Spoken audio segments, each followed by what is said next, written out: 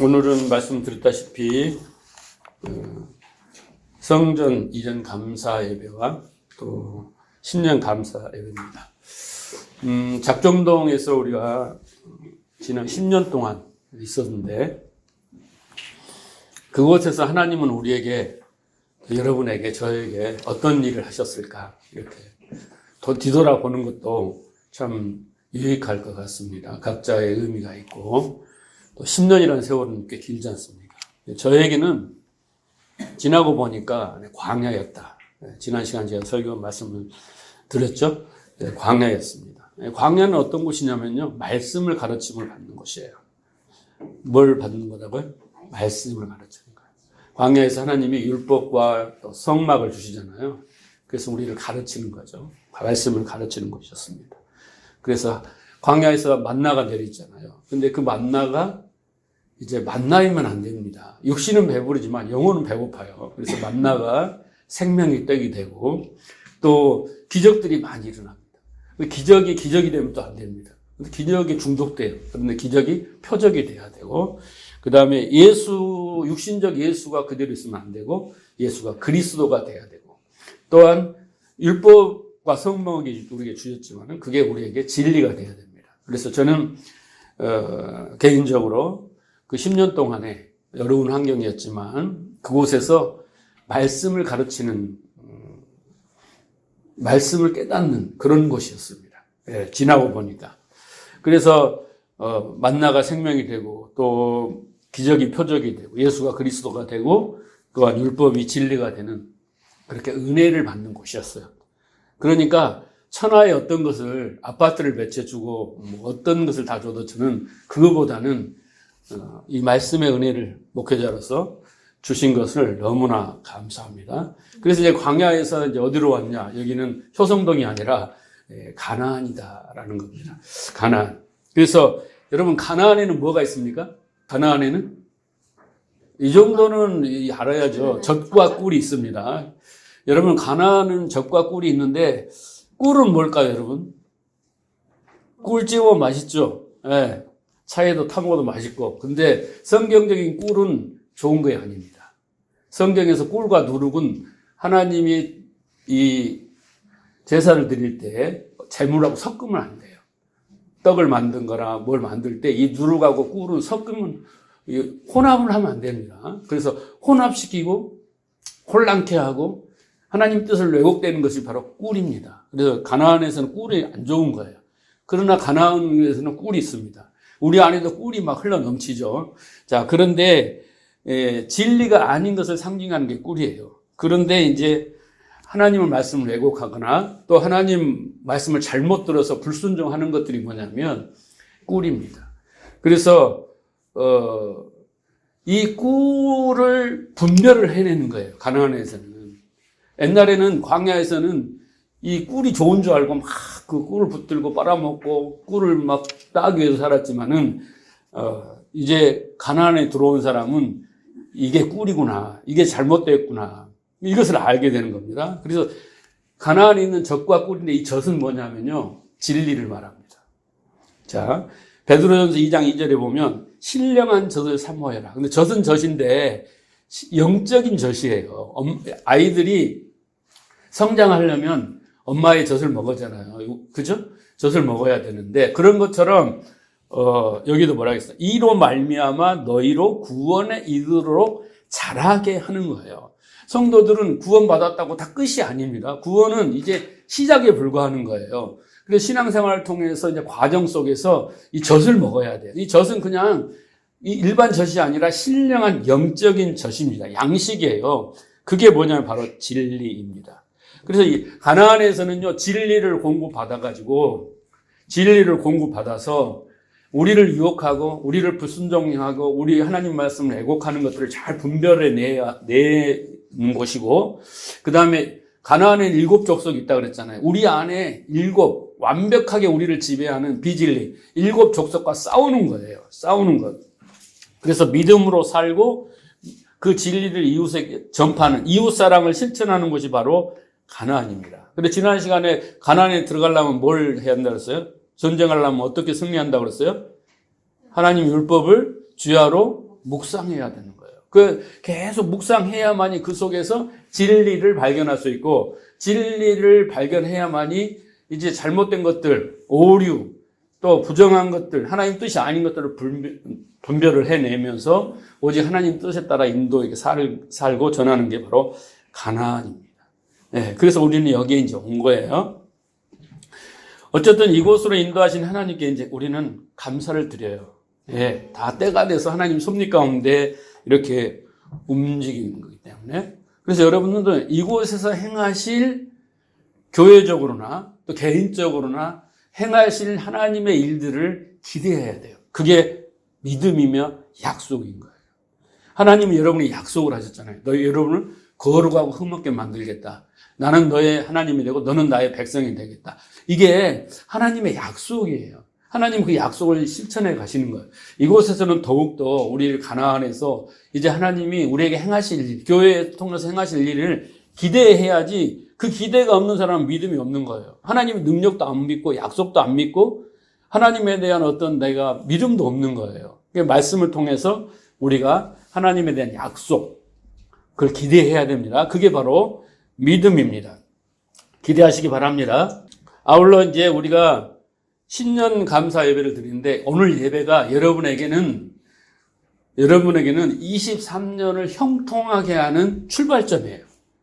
24년. 그래서 올해 24년을 어떻게 복되게 행복하게 즐겁게 하나님이 주신 은혜를 누리고 살라는 출발점이에요. 첫 발을 잘 떼야 됩니다. 그러니까 오늘 말씀을 잘 듣고 깨달으면 그게 시작되는 거예요. 예. 그래서 유튜브에 늘하나 교회를 검색하면요, 제 설교를 들을 수 있어요. 오늘 설교는 한 3번 정도 들어야 깨달음이 옵니다. 그래서 꼭 들으시기 바랍니다. 자, 지난주에 말씀을 드렸다시피 우리가 새해를 맞았지만 해 아래 새 것은 없다 해서 똑같이 반복된다 그랬죠. 그런데 진짜 새해가 되고 새날이 되고 새로운 축복을 누리려면 내 마음과 생각이 새로워져야 된다는 거예요. 네. 내 마음이 새로워지지 않고 새해를 맞으면요, 그건 새해가 아니에요. 옛날에 있었던 해요. 작년하고 똑같습니다. 근데 오늘 이제 우리는 마음이 새로워져야 돼. 이제부터. 오늘 이 순간부터 이제 마음이 새로워지셔야 이 순간부터 행복해지는 거예요. 그러려면, 그러게 되기 위해서는요, 오늘 설교 제목이 뭡니까? 말씀이 진리가 되어 살라. 이게 2024년, 아니 앞으로 쭉 늘하나 교회가 없어지는 그 순간까지 표현해요. 그렇게 만드는 교회가 늘하나 교회다. 할렐루야. 그래서 올해부터 늘하나 교회는 말씀이 진리가 되게 가르치는 교회예요. 누가 그 늘하나 교회는 뭐 어떤 특징이 있습니까? 어떤 곳입니까? 늘하나 교회의 컨셉은 뭡니까? 방향과 목표는 뭡니까? 이렇게 물어보면 말씀이 진리가 되게 가르치는 목사님, 말씀이 진리가 되게 가르치는 설교, 말씀이 진리가 되는 교회입니다 라고 여러분이 설명할 수 있어야 되고, 그렇게 여러분이 먼저 말씀이 진리가 되는 축복을 받아야 그렇게 말할 수 있겠죠. 그래서 그것이 행복의 축복의 비결이다라는 것이죠. 그래서 오늘은 이 말씀이 진리가 된다는 의미를 설명을 하려고 해요. 네. 이 말씀이 진리가 된다는 게 뭐지? 라고 여러분이 깨달아야 거기에 대한 어떤 기대와 또 어떤 소망과 또 어떤 욕심과 어떤 그 가치를 추구하고 또 이것을 위해서 여러분들이 힘쓸 거 아닙니까? 그래서 먼저 그냥 타이틀만 화려한 게 아니라 말씀이 진리가 된다는 의미가 뭘까? 오늘 그걸 설명을 드릴 거예요. 그래서 그걸 잘 들어보시고 그럴듯하다, 아니면 무릎을 탁 치면서 그렇다, 뭐 여러 가지 반응이 있겠지만은 잘 들어보시면 아마 지금까지 신앙생활을 바탕으로 해서 엄청 한 몇 단계를 업그레이드 되고 기쁨도 소망도 행복도 축복도 능력도 그렇게 업그레이드 될 것을 저는 믿습니다. 제가 경험했기 때문에 그런 말씀을 드리는 겁니다. 자, 그러면 첫째, 말씀이 진리가 된다는 것을 알기 위해서는요, 말씀이 진리가 되지 않는 상태를 먼저 알아야 돼. 대비를 해서 알아야 되니까, 먼저 말씀이 진리가 되지 않는 상태가 되면 어떻게 되는가? 라고 이제 제가 설명을 드리겠습니다. 자, 우리가 신앙생활을 할 때 그 근거가 어떤 근거를 가지고 우리가 신앙생활을 합니까? 뭘 근거로 우리가 신앙생활을 합니까? 말씀, 이 성경을 가지고 우리는 이거에 의해서 신앙생활을 하죠. 네. 그래서 우리가 성경을 어떤 관점으로 보느냐, 이 성경을 통해서 무엇을 최고의 가치로 보느냐, 이 관점이 있고 그 다음에 어떤 것을 가치로 여기느냐를 발견하게 되고 그것을 추구하게 되는 거예요. 여러분, 세 가지 성경을 보는 관점에 따라 세 가지 단계, 세 가지 말씀으로 구분을 합니다. 첫째는 여러분, 지난 시간에 잠깐 설명을 해드렸어요. 첫째는 애굽의 단계에 머물러 있는 교회와 성도가 있다는 거예요. 신자가 있다는 겁니다. 애굽의 단계는 어떤 관점이냐면요. 성경을 하나님도 믿고 성경도 믿어요. 그런데 자기가 믿고 싶은 대로 믿어버리는 거예요. 그리고 자기가 필요한 것만 선별해서 믿는 거예요. 자기하고 상관없다. 하나님 뜻도 중요하지 않아. 자기가 그냥 이거야. 그리고 자기가 믿고 싶은 대로 믿어버리는 거예요. 이게 일반 종교가 하는 그 짓이거든요. 그런 식으로 믿어요. 그러면 어떤 결과를 나타내냐면 이제 어떤 것을 최고로 여기게 되는데 첫째는 기복이라는 것을 최고로 여기게 됩니다. 기복이 뭡니까? 부귀영화, 무병장수. 육신적인 축복, 그리고 질병 치유, 문제 해결, 만사형통, 이런 것을 최고로 여기고 그렇게 해서 그것을 위해서 치성과 정성을 다 드리는 거예요. 그걸 우리는 기복주의라는 거예요. 교회는 다니고 하나님을 믿고 성경도 믿는데 그것을 통해서 나는 부귀영화 무병장수다. 만사형통이다. 병을 고친다. 이런 육신적인 축복을 추구하는 그런 교회들이 있어요. 그런 교회의 사람들이 모여요. 예. 그 다음에 성공을 최고로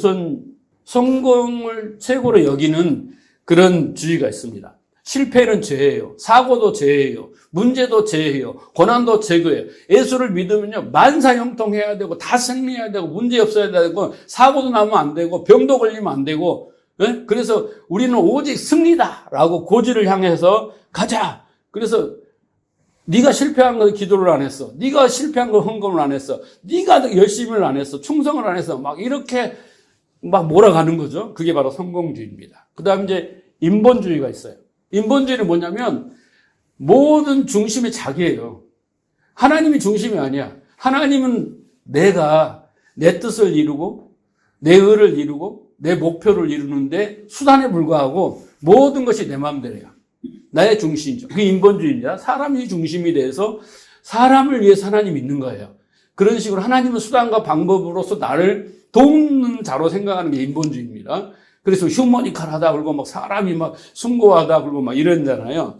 그 다음에 은사주의가 있어요. 은사주의는 뭡니까? 기적, 신비, 환상, 이런 거, 뭘 소리를 듣고 뭘 보고 이런 거 그런 거잖아요. 특히 오순절 교회들이 이런 거 많이 하는데, 자, 이런 것으로 이제 신앙의 척도를 삼아요. 너 방언했냐? 너 체험했냐? 이런 것을 하는 것을 산 겁니다. 근데 이것은 아주 신앙의 기초이면서 애굽의 단계, 그 애굽의 단계의 말씀을 듣는 사람들의 신앙 행위인 겁니다. 두 번째는 광야의 단계가 말씀이 있습니다. 광야의 단계에 있는 사람들은 성경을 문자 그대로 믿어버려요. 문자 그대로. 말씀 속에 담겨져 있는 하나님의 뜻을 몰라요. 예를 들어서 하나님이 십계명을 주잖아요. 여러분, 십계명이 우리가 지켜야 할 계명입니까? 아니에요. 우리는 지킬 수가 없어요. 우리는 하나님이 율법을 주셨어요. 그 율법 613가지 중에 한 가지라도 어기면 죄인인데 다 지킬 수가 없어요. 성경은 말합니다. 율법은 왜 줬냐면 율법을 네가 지켜봐라는 거예요. 그래 지켜보다가 한 가지라도 어기면 죄인이니까 어떻게 해요? 너는 죄인이다라는 걸 알려주기 위해서 율법을 준 겁니다. 근데 어떻게 해요? 계속 십계명을 잘 지켜야지, 율법을 잘 지켜야지, 그렇게 가르치고 순종하면 복이고 불순종하면 저주다, 사망이다, 이렇게 가르쳐서 계속 율법을 주신 목적을 모른 채 문자 그대로 믿고 계속 지켜야지, 잘 지켜라고 이렇게 지켜주는 겁니다. 자, 하나님이 희생제사 성막을 주면서 희생제사를 드려라. 그런데 그것도 뒤에 설명하겠지만요, 다 이유가 있어요. 그런데 무조건 의식주의가 돼서 어떻게든 거룩하게, 어떻게든 철저하게 이렇게 순서에 맞춰서, 절차에 맞춰서 의식을 잘 지키는 의식주의가 되는 겁니다. 이것은 다 같이 첫째는 성경을 문자적으로 보기 때문에 그런 거예요. 하나님 뜻을 몰라요. 두 번째는 그걸 잘 지켜갖고 자기 의로 삼고 자기 유익을 삼고 자기 영광으로 삼고 자기 공로로 삼고자 하는 게 광야 단계예요. 그래서 60만이 어떻게 됐습니까? 광야에서 죽었어요. 그런 사람들은 죽었어요. 깨달은 사람들은 가나안으로 갔지만 2세대들은 갔지만 1세대는 그걸 깨닫지 못하고 만나만 주세요. 만나만 주세요. 막 성전에서 막 희생제사만 열심히 드렸어요. 하나님 뜻도 모른 채. 자, 그런데 보세요. 그렇게 열심히 율법을 잘 지키고 그렇게 희생제사를 잘 드렸는데 성막에서 예수님은 그들을 어떻게 평가하냐면요. 자, 보세요. 마태복음 11장 28절. 수고하고 무거운 짐진 자들아 다 내게로 오라. 그들의 그렇게 율법을 지키는 신앙의 행위나 그렇게 희생제사를 드리고 그 짐승을 잡아서 드리고 예배를 하는 그것을 그리고 그들이 장로의 유전을 만들어 갖고 막 지켜라 막 순종해라 막 이렇게 가르치고 행하게 하는 것들을 예수님 눈에는 그들이 수고하고 무거운 짐진 걸로 봤단 말이에요.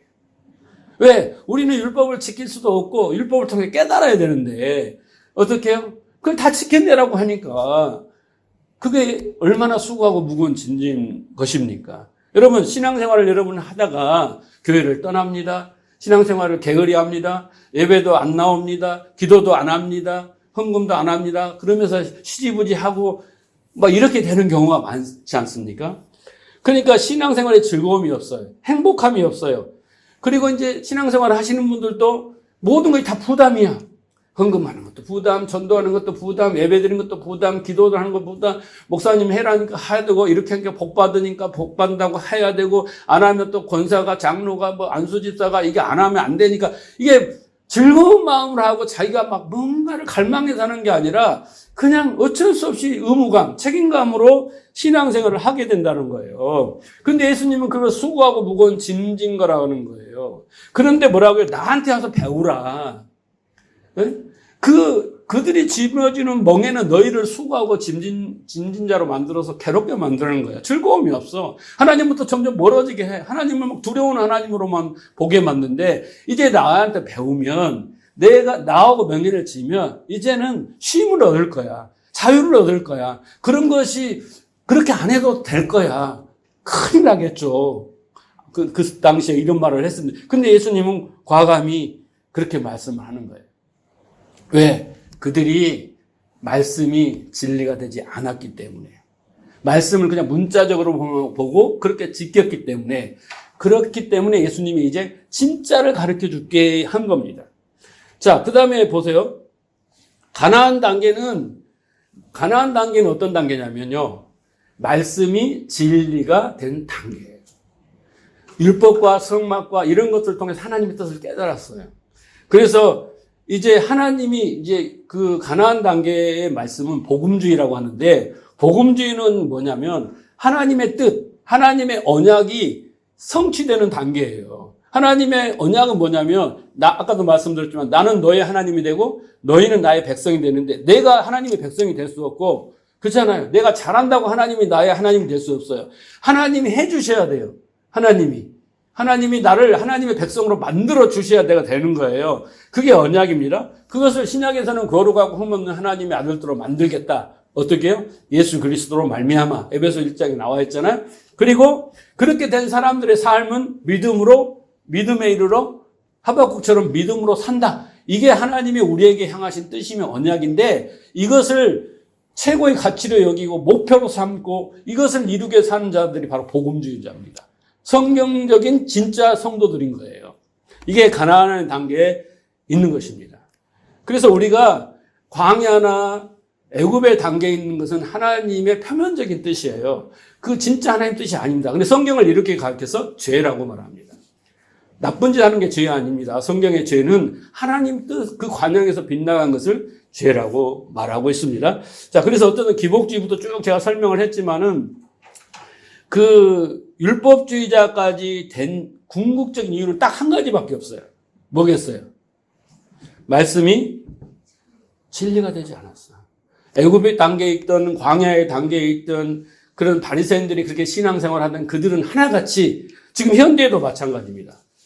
신앙생활을 통해서 행복하지 못하고 예배, 기도 뭐 이런 말씀들이 소홀해진 이유는 딱 한 가지밖에 없어요. 말씀이 진리가 되지 않아서. 여러분 공감하실지 모르겠지만 공감하셔야 돼요. 저희가 10년 동안 고민하고 정말 목회를 접어야 되나 이런 고민 속에서 묵상하고 말씀을 공부하고 깨달아 하나님 주신 은혜로 깨달은 건데 그 핵심을 발견한 거예요.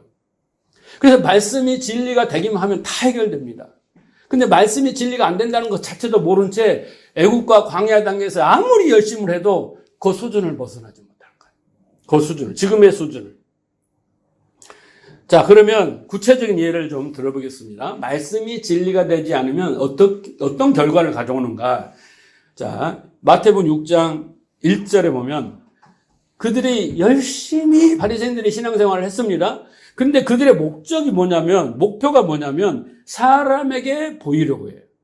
여러분 신앙생활을 하나님 앞에 서야 되는데 열심히 해가지고 기도도 많이 하고 구제도 많이 하고 막 이런 신앙 행위를 많이 하는 궁극적인 이유가 사람에게 보여서 나는 믿음이 좋다, 나는 거룩하다, 나는 헌신한 사람입니다, 충성스럽다 라고 사람에게 보이려고 신앙 행위를 한다는 게 얼마나 우스운 일입니까? 그런데 사람들이 이렇게 한다는 거예요. 바리새인들이 이렇게 했다는 거예요. 그렇게 가르쳐서 예수님은 그들을 외식하는 자들이라고 그랬습니다. 자, 23장 1절을 보세요. 마태복음. 이에 예수께서 무리와 제자들에게 말씀하여 이르시되 서기관들과 바리새인들이 모세의 자리에 앉았으나 그러므로 무엇인지 그들이 말하는 바 행하고 지키되 그들이 하는 행위를 본받지 마라. 그들이 모세의 자리에 앉았어요. 그래서 모세의 가르침, 모세의 오경 이런 걸 다 붙들고 연구하고 공부했는데 그들이 그 모세를 오경을 따라 신앙생활을 했는데 예수님은 그들이 말하는 것은 믿어라는 거예요. 그 성경을 그대로 말하고 있으니까. 그러나 그들이 행하는 것을 본받지 마라. 신앙생활을 잘했다니까요. 헌금 열심히 드리고 기도 열심히 하고 금식하고 구제하고 우리보다 1000배는 잘했어요. 1000배는. 바울은 내가 율법으로 흠이 없는 사람이라고 말할 정도로 완벽한 신앙생활을 했어요. 그런데 뭐라고 예수님이요? 그들을 본받지 마라. 그들이 그렇게 하는 신앙 행위를 본받지 말라고 하는 거예요. 자, 마태복음 23장 23절을 보세요. 화 있을진저 외식하는 서기관들과 바리새인들이여 너희가 박하와 해양과 근처에 11조를 드리되 율법에 더 중한 바 정의와 공의와 믿음을 버렸도다. 여러분, 우리가 11조를 매달 한 달씩 드리지만요, 그건 행위입니다. 근데 이걸 의무와 책임감으로 생각하시면 여러분 큰일 나요. 그게 바로 광야의 단계의 신앙입니다. 왜 내가 이것을 의무와 책임으로 드린 게 아니라 이걸 드릴 때마다 왜 드리라고 하는, 하나님이 왜 11조를 드리라고 하는 이유를 알아야 돼요. 그러니까 그 이유가 뭡니까? 정의와 공의와 믿음이 알게 하기 위해서 하나님이 11조를 드리라고 하는 거예요. 그런데 이 정의와 공의와 믿음을 안 사람은 11조를 드리게 돼 있어요. 기쁜 마음으로 감사한 마음으로 드리게 돼 있어요. 근데 이 정의와 공의와 이 믿음을 이 11조 안에 담겨진 이걸 모르는 사람은 의무와 책임감으로 드리게 돼 있어요. 여러분 11조 안 드려도 돼요. 그런데 이것을 깨달으면 자기가 이것을 잊지 않기 위해서 11조를 드리는 거예요. 이걸 드리면서 하나님의 그 의와 궁율과 믿음을 새기는 거예요. 잊지 않는 거예요. 그것을 감사하면서 나오는 거예요. 그렇잖아요. 왜? 11조를 드려야 제사장들이 먹고 살고 교회가 운영되니까 겉으로는 그거지만은 그걸 하나님은 드리게 해서 그걸 운영하지만 드리는 그 사람에게는 이유가 있어요. 믿음과 공의와 의에 대해서 깨달은 자만 진심으로 감사함으로 드릴 수 있다니까요. 근데 바리새인들이 이걸 다 버리고 그냥 의무와 책임감으로 드렸다는 거예요. 하나님 기뻐 받으시 않아요. 자, 그 다음에 신앙행위는 그들의 이제 내적인 문제로 한번 가보겠습니다. 말씀이 진리가 되지 않으면 내적으로 23장 5절에 보면 화이신저 외식하는 서기관들과 바리새인들이여 잔과 대접의 겉은 깨끗하되 그 안에 탐욕과 방탕으로 가득하다. 그러니까 말씀이 들어와서 나를 깨끗게 하지는 못해요. 진리가 안 됐어요. 말씀이 머리에 있어가지고 순종해라, 11조 드려라, 기도해라, 하루에 3번 기도해라, 뭐 이런 것은 머릿속에 있으니까 하고 싶으면 하고, 복 준다니까 더 하고, 남들보다 경쟁하게 더 하지만, 정작 내 안에 어떻게 해요? 뭐라고 했어요? 탐욕과 방탕 가득함. 이거 치유를 못하는 거예요. 여러분, 하나님 앞에 나갈 때 아무리 가난해도 깨끗한 마음으로, 네? 팔복에 나오잖아요. 마음이 청결한 자는 청결한 마음으로 가면, 가난한 마음으로 가면 그게 복을 받아요. 그런데 그 속은 막 탐욕과 뭐 방탕으로 가득 차 있는데 겉에만 깨끗하고 하나님이 나가면 하나님 속아줄까요? 자기는 속일 수 있으나 하나님은 속지 않아요.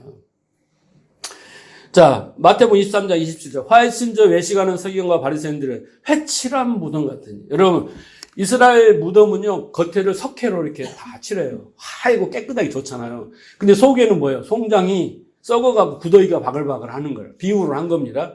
아까 탐욕과 방탕이 가득하라고 했죠? 그런 거예요. 말씀이 그런 것들을 치유하고 깨끗하고 청결하고 가난하게 만들어야 되는데, 말씀이 진리가 안 되니까 속은 그냥 널널한 거예요. 자기 욕심과 자기 분노와 뭐 다 들어있어. 근데 겉만 그냥 딱 목사님이 가운 입고 그냥 거룩한 척 한 거야. 말씀이 진리가 되지 않으면 그런 겁니다. 자, 보세요. 로마서 2장 17절. 유대인이라 칭하는 네가 율법을 의지하여 하나님을 자랑하며 율법의 교훈을 받아 하나님의 뜻을 알고 지극히 선한 것을 좋게 여기며 네가 율법에 있는 지식과 진리의 규명을 가진 자로서 어떻게 해요? 다 율법에 대해 박사야. 누가 봐도 율법에 대해 대가야. 바울이 그랬잖아요. 그런데 뭐라고 했어? 소경의 길로 인도하는 자예요. 그럼에도 왜? 말씀이 진리가 되지 않으니까. 그렇죠? 어둠에 있는 자의 빛이요 어리석은 자의 훈도요 어린아이의 선생이라고 스스로 믿으니 그렇게 뭐라 했어요? 21절. 네 자신을 가르치지 아니하는도다 그랬잖아요. 남은 잘 가르쳐. 그런데 정작 자기는 회칠한 무덤 같고 탐욕과 방탕이 갖고 있고 지식은 막 가르치는데 정작 자기를 가르치지 않아요. 말씀이 진리가 되지 않으면 이렇게 되는 거예요. 근데 여러분 그걸 보세요. 23절. 율법을 자랑하는 네가 율법을 범함으로 하나님을 욕되게 한다. 그래서 율법의 그 정신과 의도와 목적에 행하지 않고 자기가 세석하고 자기가 선택하고 자기가 가치를 부여하고 자기가 방식을 부여해서 했다라는 거예요. 이게 광야의 단계의 신앙생활. 말씀이 진리가 되지 않는 거예요. 심각하죠? 그러면 여러분 한국 교회 안에도 이걸 깨닫고 행하는 교회가 얼마나 되겠어요? 마음이 없어요. 자, 보세요. 그 다음에 초대교회를 보세요. 초대교회. 바리새인들의 문제가 아니라 계시록 3장 15절에 네가 네 행위를 아노니 내가 너는 차지도 아니하고 더웁지도 아니하며 내가 차든지 더웁든지 하기를 원하노라. 네가 이같이 미지근하여 더웁지도 아니하고 차지도 아니하니 내 입에서 너를 토하여 내치리라. 네가 말하기를 나는 부유한 자라 부족한 것이 없다 하나. 보세요. 이 교회는 어떤 교회냐면 대형 교회예요. 대형 교회가 다 나쁘다는 게 아니야. 부자 교회예요. 재정도 많고 건물도 반듯하고 프로그램도 좋고 그런 훌륭한 거예요. 겉으로 봤을 때는. 그곳에는 하나님 엄청 역사하고 지하에 있는 교회는 하나님 역사하지 않는 것 같은 그런 큰 교회예요. 그런데 예수님 눈에는 그게 뭡니까? 너는 곤고한 것과 가련한 것과 가난한 것과 눈먼 것과 벌거벗은 것을 알지 못한다. 예수님 눈에는 그렇게 보이는 거예요. 왜? 말씀이 진리가 되지 않으니까. 겉으로는 엄청 열심히 하고 뭔가 성장하고 좋은 것 같은데 그 안에는요. 말씀이 없어요. 말씀이 없어요. 그래서 예수님 뭐라고요? 네가 마음의 문을 열면 내가 들어가서 더불어 먹고 마시고 이제 진리를 가르쳐주겠다 그러잖아요. 그러니까 우리가 외모만 보고 외형만 봐가지고 그것은 절대 여러분 오산입니다. 바리새인들을 우리는 따라갈 수 없어요. 신앙생활은. 그런데 그들의 속은 회칠한 무덤 같고 방탕과 탐욕이 많고 율법을 알지도 못하고 그냥 수고하고 무거움을 지어주는 거. 심각한 거죠. 심지어 예수님은 뭐라고 말하냐면 계시록 2장 9절에 내가 네 환난과 궁핍을 아노니 실상은 네가 부유한 자니라 자칭 유대인이라 하는 자들의 회방도 아노니 실상은 유대인이 아니요 바리새인들을 뭐라고 그래요? 사단의 집합소다. 사단의 회래요. 그들이 모여서 예배하고 그들이 모여서 뭐하고 그들이 모여서 뭐 다 하는 일들은 마귀 짓거리라는 거예요. 심각하지 않습니까? 심지어 예수님은 마태복음 23장 33절에 이 뱀들아 독사의 자식들아 너희가 어떻게 지옥의 판결을 피하겠느냐 이렇게 말해요. 그게 지옥 갈 짓이다라는 겁니다. 하나님 뜻과 상관없는 신앙생활을 하는 게 마태복음 8장 43절 보세요. 어찌하여 내 말을 깨닫지 못하느냐 이는 내 말을 들을 줄 알지 못함이로다. 너희는 너희 아비 마귀에서 났으니 너희가 누굽니까? 유대인들이에요. 바리새인들이에요. 너희 아비가 마귀다라는 겁니다. 마귀는 여러분 삼지창 들고 우리를 뭐 공격하는 게 아니라 하나님 뜻에 지금 뭐예요? 창세기 3장에 보면 하나님 뜻을 왜곡하잖아요. 왜곡해서 안 죽어. 하나님이 될 거야. 이렇게 살아봐. 율법을 잘 지켜봐. 막 이렇게 유혹하는 거잖아요. 거기에 속았다는 거예요. 그러면서 너희가 뭐라고 해요? 진리가 그 속에 없다 그러잖아요. 진리에 서지 못하고 거짓말을 진실처럼 말하고 거짓말을 가르쳤다는 거예요. 아니 그 사람들이 거짓말을 하는 것을 안 되잖아요. 거짓말하면 안 되잖아요. 그죠? 십계명이 있잖아요. 근데 그 사람들이 진실이라고 진리라고 이야기했는데 하나님의 눈에 예수님의 눈에는 그들이 진리가 없었어요. 심각한 거죠. 심각해요.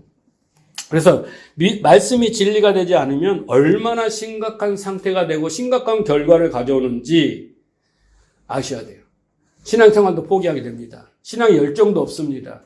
행복도 누리지 못합니다. 점점 쇠퇴해 갑니다. 그 이유는 딱 한 가지밖에 없습니다. 제가 깨달은 것은요. 딱 여러 가지 있겠지만 그 중에 최고 딱 한 가지는 말씀이 진리가 되지 않아서 그렇다라는 거죠. 자, 그러면 이제 보세요. 결과에 대해서 이야기했죠. 상태에 대해서 이야기했죠. 그러면 이제 말씀이 진리가 되지 않는다는 의미를 설명해 드릴게요. 첫째 보세요. 요한복음 5장 38절, 40절 보면 말씀이 진리가 되지 않는다는 의미는 첫째 이거예요. 그 말씀이 너희 속에 거하지 아니하니. 이는 그가 보내신 이를 믿지 아니함이라. 그러니까 믿음이 없어요. 예수를 믿지 않습니다. 너희가 성경에서 영생을 얻는 줄로 생각하고 성경을 연구하거니와 이 성경은 곧 내게 대해서 증언한 것이라. 그러나 너희가 영생을 얻기 위하여 내게 오기를 원하지 않는다. 성경은 창세기부터 말라기까지 다 뭐예요? 예수 이야기입니다. 예수 그리스도로 말미암아 우리를 구원하시고 거룩하고 흠없게 된 하나님의 언약의 이야기입니다. 그런데 그것을 공부하고 연구하고 했는데 그 말의 속뜻, 그 진리가 그들에게 없어요. 그러니까 회칠한 무덤이 되고 독사의 자식이 된 겁니다. 말씀이 왜 없겠어요? 머리에만 있었죠. 이성적인 이해만 있었죠. 문자적으로 믿는 이해가 있었고 그 진리가 없었어요. 자, 요한복음 5장 45절. 내가 너희를 아버지께 고발할까 생각하지 말라. 너희를 고발하는 이가 있으니 곧 너희가 바라는 자 모세니라. 모세를 믿었더라면 나를 믿었으리라. 이는 그가 내게 대하여 기록하였음이라. 그러나 그의 글도 믿지 아니하고 어찌 내 말을 믿겠느냐. 자 보세요. 그들은 모세를 추앙했습니다. 모세의 오경을 붙들고 살았습니다. 믿었습니다. 그 모세 오경을 따라 행했습니다. 그런데 예수님은 뭐라고 말하냐면 모세를 안 믿었다라고 말합니다. 믿음과 안 믿음의 차이는 뭐냐면요. 믿음은 뭐예요? 진리예요. 믿음이란 단어를 헬라어에 찾아보면요. 이해하다, 설득하다, 확신하다, 신뢰하다, 진리다 이런 뜻이에요. 그러니까 그 말씀이 그 마음속에 없듯이 하나님의 말씀이 어떻게 해요? 모세의 말씀이 그들 안에 깨달아지지 않는 거예요. 단지 뭘로요? 지켜라, 순종해라, 드려라, 헌신해라, 충성해라 이렇게만 보였다는 거예요. 그래서 모세는 모세의 오경을 통하여 예수 그리스도를 통한 하나님의 구원의 이야기를 썼는데 그런 것은 전혀 깨닫지도 못하고 또한 발견하지도 못하고 또한 그래서 예수를 죽입니다. 믿지를 않아요. 마태복음 15장 8절 이 백성이 입술로는 나를 공경하되 마음은 내게서 멀도다. 진리를 가진 사람은요 마음이 되니까 하나님을 마음과 하나 돼요. 마음으로 그 말씀을 율법을 주면서 하나님이 지켜 안 지키면 너 저주하고 사망할 거야 이렇게 받아들이는 게 아니라 율법을 통해서 나는 공고한 사람이구나. 누가 이 사망의 늪에서 건져낼까? 율법 앞에 내가 비치면 비칠수록 나는 좌절하고 절망하고 죄밖에 없구나. 그죠? 율법을 비춰보니까 나에게는 탐욕과 탐심과 막 그런 해치랑 묻은 것밖에 안 보이구나. 어떻게, 그래서 하나님 나를 살려주세요. 라고 깨닫게 하면서 그 몽학선생, 그리스도를 붙잡고 그리스도를 그 진리를 붙잡게 만드는 역할을 한 게 율법이잖아요. 그렇잖아요. 그래서 그 마음을 알게 된 사람은, 하나님 마음을 알게 된 사람은 어떻게 했어요? 진짜 하나님을 기뻐하고 즐거워하게 되는 거예요. 이렇게 살 길을 열어놓으셨구나. 그런데 이 말씀이 없는 사람은 그냥 하나님을 믿어. 능력을 믿어. 하나님의 전지전능함을 다 믿어. 하나님이 주신 말씀도 다 믿어. 다 믿어. 그런데 하나님을 입술로는 막 공경해. 그런데 마음은 하나님과 하나 되지 않아서 마음은 딴 마음을 품고 있어요. 두 마음을 품고 있어요. 하나님 마음과 하나 되지 않았어요. 이 두 마음이 문제입니다. 자, 그래서 구절을 보세요. 사람의 계명으로 교훈을 삼아 가르치니. 이 사람의 계명이란 게 뭐예요? 장로들이 만든 거예요. 정결법을 만들고 하나님의 뜻과 상관없이 이렇게 지켜야 된다. 이렇게 지켜야 된다. 사람의 가르침, 사람이 해석하고 사람이 결정하고 사람이 만든 교리 이런 것들을 통해서 이렇게 한 것을 가르침을 어떻게 해요? 따라서 그것이 어떻게 해요? 나를 헛되이 경배하는도다. 이렇게 말하잖아요. 하나님의 말씀이 진리가 되지 않으니까. 그래서 신명기 6장 6절을 보세요. 오늘 내가 내게 명하는 이 말씀을 어디에 새기라고요? 마음에 새겨야 돼. 머리에 정보로 가지면 안 되고 지식으로 가지면 안 되면 지식으로 갖는 순간은 문자적으로 보기 때문에 그것은 다 바리새인들의 애국과 광야의 단계에 머무를 수밖에 없어요. 마음에 새기라고 그래요. 마음에. 자, 30장 14절. 오직 그 말씀이 내게 매우 가까워서 내 입에 있으며 내 마음에 있은즉. 매우 가깝다는 건 뭐예요? 말씀이. 주야를 묵상하고 진리를 깨달았다는 거예요. 그것이 내 입에 있어요. 마음에 있는 거 입으로 나오잖아요. 입에 있은즉 이를 행할 수 있느니라. 신약에서 이제 믿음이라고 하는 것은요, 믿고로 행함이에요. 그러니까 믿습니다. 내가 믿습니다. 복 줄 것을 믿습니다. 치료해 줄 걸 믿습니다. 하고 하는 믿습니다는 내 의지에서 나오고 내 판단에서 나오는 그냥 인간의 믿습니다입니다. 언제든지 변하는 믿음이에요. 그러나 말씀이 진리가 된 사람은 거기에서 나오는 믿음은요, 말씀을 따라, 말씀의 인도를 따라, 성령의 인도하심을 따라 그냥 가는 거예요. 자기도 모르게 행하는 거예요. 당연히 행하는 거예요. 당연히 11조를 드린다니까요. 당연히. 달라요, 여러분. 이게 다릅니다. 그래서 오직 말씀이 내게 매우 가까워서 내 입에 있고 내 마음에 있은즉 이를 행할 수 있느니라.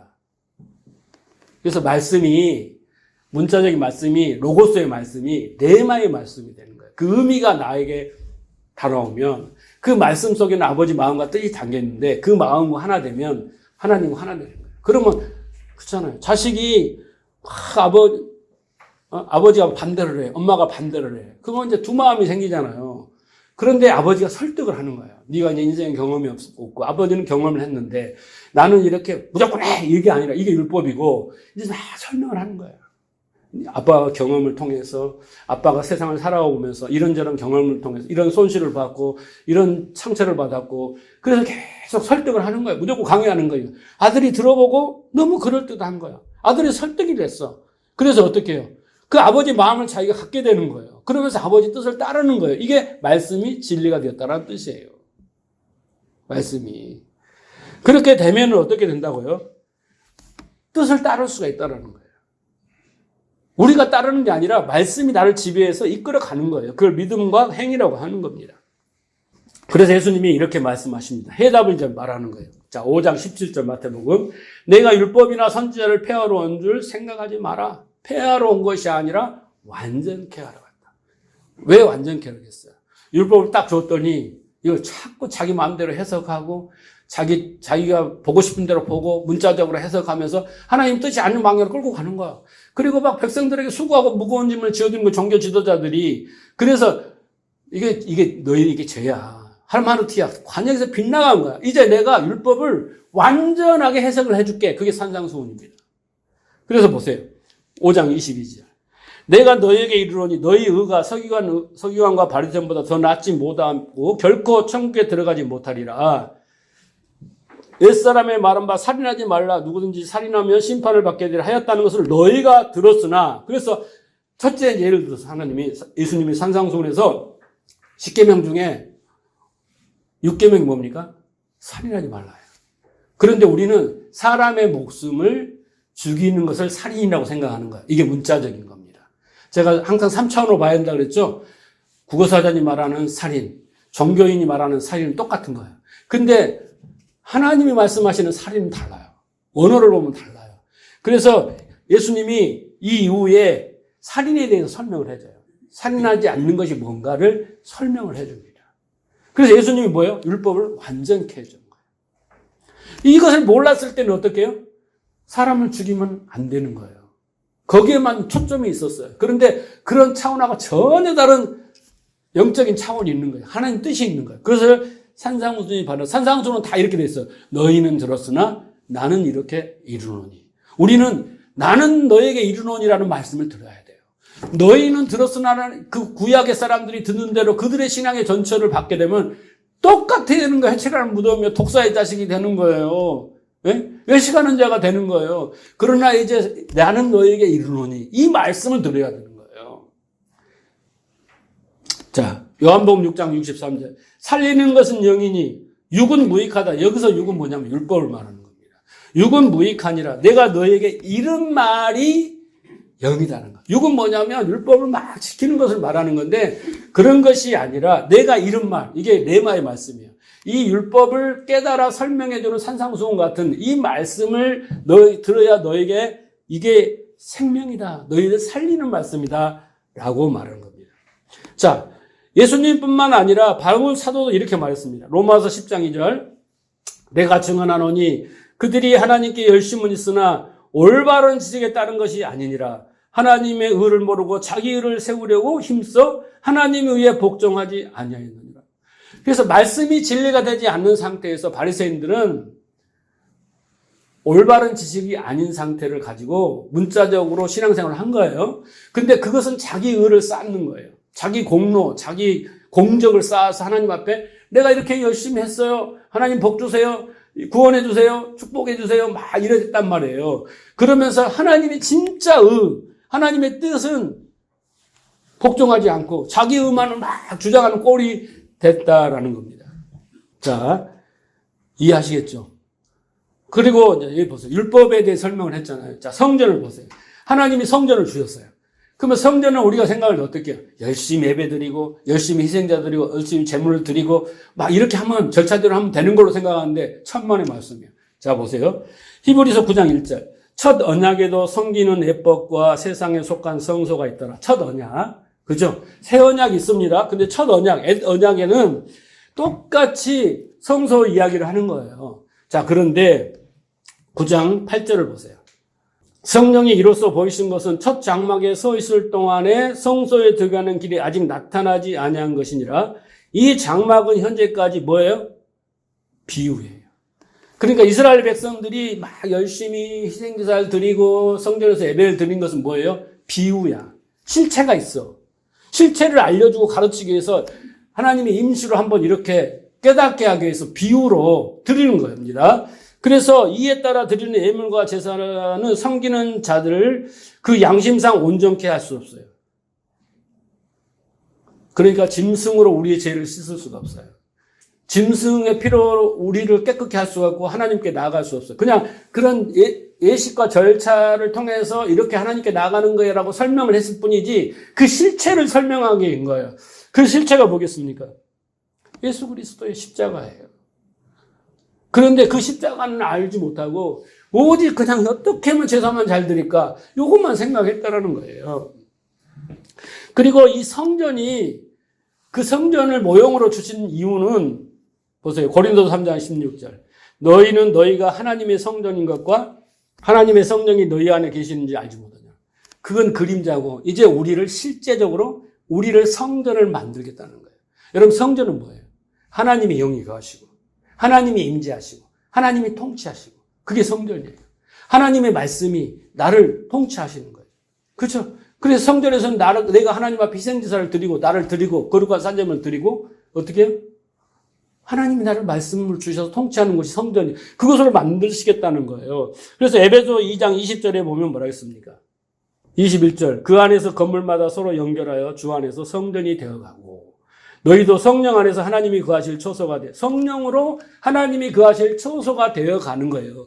우리가 이제 실제적으로 우리를 성전을 만들기 위해서 구약의 그림으로 보여주신 거예요. 그건 그림자예요. 우리가 실체입니다. 예수를 통해서 우리가 성령이 되는 겁니다. 그리고 이제 예배도 마찬가지입니다. 예배도 요한복음 4장 21절 보세요. 예수께서 이르시되 여자야 내 말을 들으라. 이 산에서도 말고 예루살렘에서도 말고 너희가 아버지께 예배할 때가 이르니 너희들은 알지 못한 것을 예배하고 우리는 아는 것을 예배하노니. 그랬잖아요. 구약의 사람들은 알지 못하고 예배를 드렸어요. 이 산에서 드릴까요? 저 산에서 드릴까요? 그런데 이제 어떻게 해요? 예수님께서 23절에 아버지께 참되게 예배하는 자들은 영과 진리로 예배할 때가 오나니 곧 이때라. 이제 예수님을 통해서 이제부터는 너희가 구약 사람들처럼 예배를 드리는 게 아니라 영과 진리로 예배를 드릴 때가 오는데 바로 이때다. 나로부터 그게 시작된다. 그래서 하나님은 영이시니 예배하는 자는 영과 진리로. 그래서 신약에 와서는요. 지금 우리는 구약적 예배를 드리는 게 아니라 영과 진리의 예배를 드려야 돼요. 그럼 영과 진리의 예배가 의미도 모르면 드릴 수가 없어요. 자, 로마서 12장 1절. 그 영과 진리의 예배를 바울은 이렇게 말했어요. 형제들아, 내가 하나님의 모든 자비하심을 너에게 권하노니 너의 몸을 하나님이 거룩하고 기뻐하시는 산제물로 드릴지라. 이는 너희가 드릴 영적 예배니라. 너희는 이 세대를 본받지 말고 오직 마음을 새롭게 하여 변화를 받아 하나님의 선하시고 기뻐하시고 온전한 뜻을 분별하도록 하라. 영적 예배는 두 가지입니다. 하나님의 뜻을 분별하고 그 다음에 그 뜻을 따라서 자기의 몸을 거룩한 산제물로 드리는 것이 바로 영적 예배예요. 영과 진리로 드리는 예배입니다. 이런 것을 위해서 구약의 그림으로 보여준 겁니다. 근데 우리는 예배를 드리면서 두 가지를 해야 돼요. 하나님의 뜻을 분별하고 하나님 말씀이 나 안에 들어와서 막 관절 거수를 찔러 쪼개서 내가 하나님 앞에 내 거룩한 산제물로 희생제물로 나를 드려야 돼. 내 자존심도 드리고 내 욕심도 드리고 내가 추구하는 뭐 다 드려야 돼. 그런데 예배를 드리면서 그런 영과 진리 예배를 안 하고 그냥 형식에 맞춰서 드릴 거 드리고 부를 거 부르고 들을 거 듣고 그렇게 가는 것이 예배가 아니에요. 자, 그러면 이제 다 설명을 했어요. 말씀이 진리가 되지 않는 상태, 결과, 그리고 상태를 설명했죠. 그리고 그 의미를 설명했죠. 말씀이 진리가 된다는 의미. 그러면 어떻게 해야 해요? 그렇게 말씀이 우리 안에 진리가 되는가? 자, 로마서 10장 16절입니다. 그러나 그들이 다 복음을 순종하지 아니하였도다. 이사야가 이르되 주여 우리가 전한 것을 누가 믿었나이까 하였으니 그러므로 믿음은 들음에서 나며 들음은 그리스도의 말씀으로 말미암느니라. 그러나 내가 말하노니 그들이 듣지 아니하였느니라. 그렇지 아니하니 그 소리가 온 땅에 퍼졌고 그 말씀이 땅끝까지 이르렀다 하였느니라. 이제 우리는요 그리스도의 말씀을 드려야 돼요. 예수의 말씀도 아니에요. 왜냐하면 예수의 말씀도 이해를 못했어요. 예, 예수님께서 산상수훈을 말했잖아요. 다 못 알아들어요. 제자들도 못 알아들어요. 성전을 하려 못 알아듣는다니까요. 예수님이 십자가에 죽으시고 성령을 보내주셔서 그때서 비로소 그들이 깨닫기 시작하는 거예요. 그게 바로 그리스도의 말씀인 거예요. 가나안에서는요, 여러분, 그리스도의 말씀을 들어야 되는 거예요. 가나안은요, 그리스도의 말씀을 들어서 믿음이 생기면 그 믿음으로 내 안에 일곱 족속을 물리치고요, 네? 승리하는 거예요. 그래서 승리하면 승리할수록 어떻게 견고한 성이 무너지고 여리고가 무너지고요, 다 무너지면서 내 안에 하나님 나라가 이루어지는 거예요. 의와 평강과 희락이 누리는 거예요. 건강해지는 거라니까요. 즐거워지는 거라니까. 예배가 기쁘고 기도가 하고 싶고 막 이렇게 진짜 신앙적인 사람으로 변해가는 거예요. 우리는 지금까지 이 광야의 단계에 그 수준에 머물러서 무조건 의무감과 책임감으로 하다가 하나님 복을 안 주시고 내 뜻이 안 되고 고난이 많으면 다 포기해버리고 좌절해버리고 그랬잖아요. 말씀이 진리가 안 되면 안 되는 거예요. 그리스도의 말씀에 대해서 제가 설교를 많이 했잖아요. 잘 기억하셔야 돼요. 우리는 그리스도의 말씀을 들어야 된다라는 거죠. 그래서 로마서 1장 17절 복음에는 하나님의가 나타나서 믿음으로 믿음이 하나니 기록되는 바 오직 의인은 믿음으로 살리라 한 겁니다. 성도는 믿음으로 살아야 됩니다. 다른 거 살질 않아요. 그런데 그 믿음으로 살기 위해서는요, 믿음에 이르러야 되는데 그 믿음에 이르게 하는 게 그리스도의 말씀인 것입니다. 그 대표적인 누구예요? 하박국. 그 대표가 누구예요? 바울입니다. 그래서 바울과 하박국을 우리가 잘 연구하고 그의 가는 길을 본을 받아야 우리의 신앙생활을 잘 할 수 있습니다. 자, 오늘 본문의 말씀이 어떤 말씀이었습니까? 다시 한번 기억을 해보십시오. 요한복음 17장 17절. 다 같이 한번 읽어볼까요? 그들을 진리로 거룩하게 하옵소서. 하나님의, 예수님의 기도예요. 여러분을 진리로 거룩하게 하옵소서. 진리가 여러분을 자유케 합니다. 진리가 여러분을 진리 가운데 인도합니다. 그런데 하나님의 말씀이 진리가 되어야 돼요. 하나님의 말씀은 진리입니다. 그럽니다. 그런데 하나님의 말씀을 진리라고 안 믿는 사람 손 들어보세요. 없습니다. 하나님을 믿고 그 하나님의 말씀을 다 진리라고 믿습니다. 사람은 진리라고 생각하는 걸 따라 행합니다. 거짓은 절대 안 믿습니다. 그렇죠? 그 사기꾼들이 보이스피싱이 진리처럼 말하니까 믿어버리는 거예요. 인간은 진리를 따라 살게 돼 있어요. 참된 것을 추구하게 돼 있단 말이에요. 그런데 하나님을 참되게, 하나님의 말씀을 참되게 믿습니다. 그건 지식이에요. 근데 성경에 나와 있는 말씀이 그리스도의 말씀이 되어서 하나님의 말씀이 진리가 되어야 되는 거예요. 많은 신자들이 하나님도 믿고 하나님 말씀이 진리다고까지는 믿어요. 그리고 신앙생활을 합니다. 그게 광야입니다. 그런데 정작 뭔가를 선택하고 결정하고 행할 때 아닙니다. 하나님 뜻대로 안 해요. 왜? 하나님 말씀이 진리가 되지 않아서입니다. 그것을 자기가 속는 거예요. 나는 하나님을 믿어. 열심히 교회 생활해. 나는 하나님 뜻을 따라서 열심히 신앙의 행위를 해. 하는 거예요. 그게 광야라니까요. 광야에서는 다 했다니까요. 바울도 그렇게 열심히 했는데 나중에 진리를 깨닫고 그걸 다 쓰레기로 버렸습니다. 그렇죠? 예수 그리스도라는 고상한 지식, 그 진리를 위해서 자기가 모든 걸 다 버렸다잖아요. 그게 최고라고 그랬잖아요. 그런 것처럼 바리새인들이나 애굽이나 광야에 있는 신자들은 하나님도 믿고 말씀도 믿어요. 안 믿는다는 게 아닙니다. 그런데 하나님 말씀이 그 마음에 새겨지지 않았습니다. 하나님 마음과 하나 되지 않았습니다. 말씀이 진리가 되지 않았어요. 그래서 자기도 모르게 신앙생활이 지리멸렬하고 의욕이 없고 점점 어쩔 수 없이 신앙생활을 하는 울겨 겨자 먹기 신앙생활을 할 수밖에 없어요. 왜? 마음 열심히 신앙생활해도 허무하고 공허합니다. 아니, 의와 평강과 희락이 넘친다는데 그게 뭐야? 난 늙어보지도 못했는데. 진리가 자유케 한다는데 그 자유가 뭐야? 진리가 거룩케 한다는데 그걸 몰라요. 왜? 말씀이 진리가 되지 않았기 때문에. 그래서 여러분, 성도의 삶과 신앙생활을 좌우하는 것은 딱 한 가지밖에 없어요. 말씀이 그에게 진리가 됐느냐, 안 됐느냐. 그걸 10년 동안 깨달았다는 거죠. 다른 이유가 아니라는 거예요. 왜 사람이 안 변합니까? 왜 사람이 복을 받지 못합니까? 행복하지 못, 즐겁지 못합니까? 왜 수고하고 무거운 신앙생활을 하고 교회 오면 다 인상 쓰고 할렐루야가 없지 않습니까? 집에 가면 세상이고 교회 오면 그냥 외모만 거룩하고 말 안 해도 우리 잘 알잖아요. 그 이유는 말씀이 진리가 되지 않아서 그럽니다. 그런데 여러분, 느라나 교회는 말씀이 진리가 되게 가르치는 교회입니다. 여러분들이 하나님을 믿죠. 저는 못 믿죠. 그런데 들어보세요. 설교를 계속 들어보세요. 어렵습니다. 진리는 어렵습니다. 누구나 다 알아들으면요, 그건 진짜 쉬운 거죠. 그렇지 않습니다. 하나님의 이스라엘 백성들을 그렇게 어려운 공궁 속에 그렇게 욕먹이까지 했습니까? 우리를 깨닫게 하려고. 쟤들처럼 신앙생활하면 망해. 그게 그들의 운명이고 하나님 선택한 이유입니다. 우리는 그들 보고 따라가면 안 돼요. 그들과 같이 신앙생활을 안 하는, 우리는 얼마나 복된 존재인가를 모르면 안 됩니다. 그 샘플이 있어요. 저들처럼 신앙의 전철을 받고 가면 절대 안 됩니다. 근데 우리는 그걸 따라갑니다. 저들은 황새, 우리는 뱁새입니다.